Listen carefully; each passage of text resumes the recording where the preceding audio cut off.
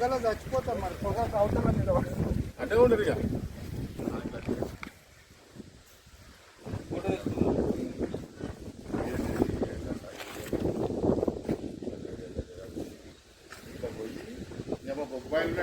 అయితే ఇదే మిషన్ ఈ ప్లాస్టిక్ వేరు ఇద్దరు తీస్తే ఈ యూరియా టైప్ అంతా రైతులకు ఫ్రీగా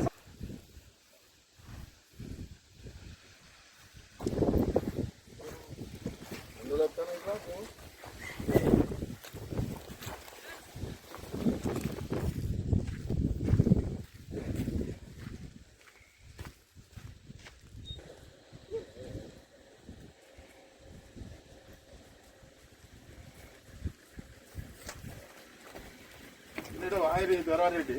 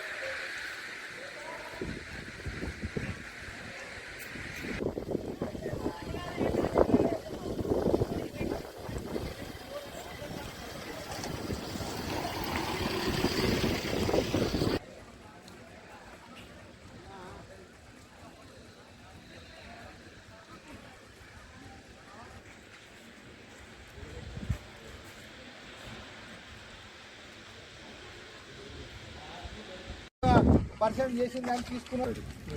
ఆల్రెడీ 4 కోట్ల బిల్లు ఎత్తింది. కానీ ఎంత కుంభకోణం అయినా మన డిమాండ్ ఏంటంటే గత 15 సంవత్సరాలకెళ్ళి స్థానిక నాయకులే ఉన్నారు. మరి ఎందుకు చేస్తలేరు? పట్టణానికి అతి దారుణమైన పొగ ద్వారా ప్రజల ఆరోగ్యంతో ఆటలాడుకుంటున్నటువంటి స్థానిక బీఆర్ఎస్ ప్రభుత్వము, స్థానిక బీఆర్ఎస్ నాయకులు, గత 10 సంవత్సరాలుగా మేయరు, కార్పొరేటర్లు వీళ్ళే, స్థానిక ఎమ్మెల్యే వీళ్ళే, స్థానిక ఎంపీ కూడా భారతీయ జనతా పార్టీ ఎంపీ. మరి స్మార్ట్ సిటీ నిధులు అన్నాడు, ఈ డంప్ యార్డ్ కనబడతలేదా బండి సంజయ్? గతంలో పనిచేసిన ఎంపీ వినోద్ కుమార్ గారు స్మార్ట్ సిటీ కింద నిధులు తెచ్చిన అంటుడు, మరి డంప్ యార్డ్ కనబడతలేదా అని నేను ఈ ముఖంగా ప్రశ్నిస్తున్నాను. గతంలో ఏదైతే టెండర్ పిలిచి బయో మైనింగ్ కంపెనీకి ఇచ్చిండ్రో వాళ్ళు ఎందుకు చేస్తలేరు? దీనికి కారణం ఏంది? మరి మీ యొక్క అధికారులు ఎందుకు దీని మీద చర్య తీసుకోలేదు? ఈ డబ్బులు ఎటువైనాయి? దీంట్లో జరిగిన అవినీతి ఏంది? ఈ ప్రజల, కరీంనగర్ పట్టణ ప్రజల యొక్క ఆరోగ్యాలతో ఎందుకు చెలగాటమాడుతున్నారని కాంగ్రెస్ పార్టీ పక్షాన మాజీ కార్పొరేటర్లు అందరం కలిసి ప్రశ్నిస్తున్నాం. దయచేసి అధికారులు, జిల్లా కలెక్టర్ వీరి మీద చర్య తీసుకొని ఎంబడే ఈ యొక్క డంప్ యార్డ్ యొక్క సమస్యను పరిష్కరించాలని కాంగ్రెస్ పార్టీ పక్షాన కోరుతున్నాం. అదేవిధంగా గౌరవ మంత్రి గారు కూడా కలెక్టర్తో మాట్లాడారు. దీని